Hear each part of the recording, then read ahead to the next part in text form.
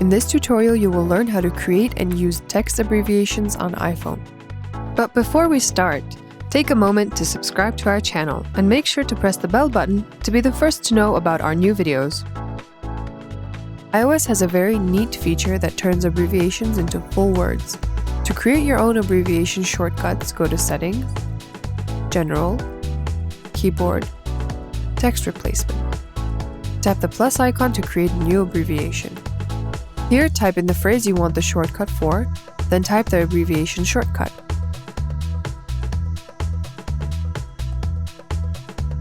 Now to use the shortcut, just type it in any app and tap on the suggested text replacement.